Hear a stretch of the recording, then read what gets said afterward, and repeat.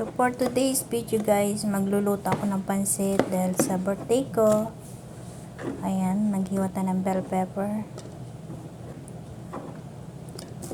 para bumango. At sibuyas, maghiwa tayo ng sibuyas, panggisa. Ayan.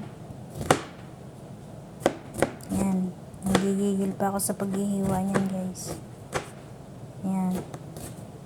I-fast forward na natin para mabilis. So, ayan. Sige pa. Gigil to the max to paghihiwa natin ng sibuyas. Ayan.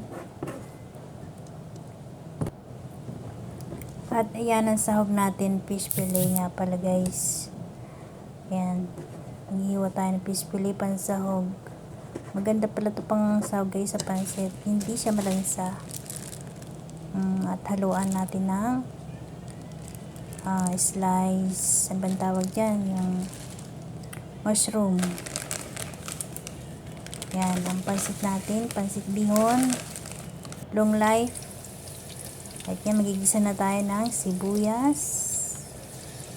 Ayan, ang fish fillet natin.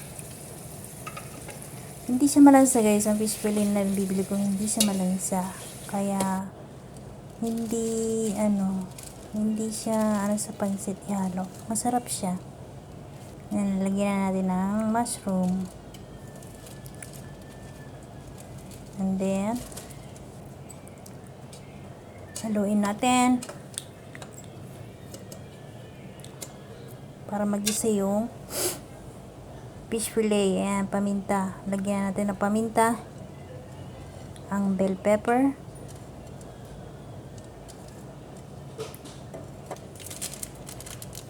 At ang ano ba yan? Yung garlic powder. Yan. Since wala akong bawang, yan, garlic powder na lang ilagay ko. At yung green peas. Halo natin yung green peas.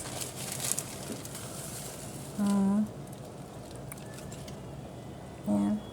Frozen pa siya guys. Yan, lagyan natin ng tubig para maluto ang green peas. At yung isda. Yan. Magic sarap. Tsaka yung boyon. Asin. Yan. Takpan natin. At lagyan natin ng isang pirasong indomie or pansit canton para dumami yung pansit natin. Yan. Ilagyan na natin ang bihon.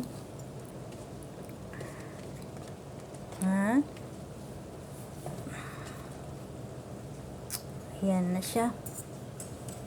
Ihalo-halo natin para maluto. Halo pa. Sige, halo pa. Ayan. Luto na. Tikman na natin.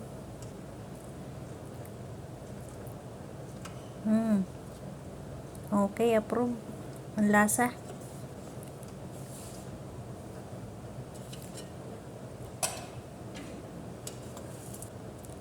Kain na tayo.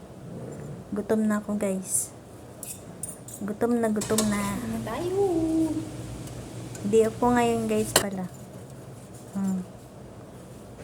Kaya nakapagluto ako. Ayan. Ayan ang pansit natin. Masarap. Thank you guys. Salamat sa panonood.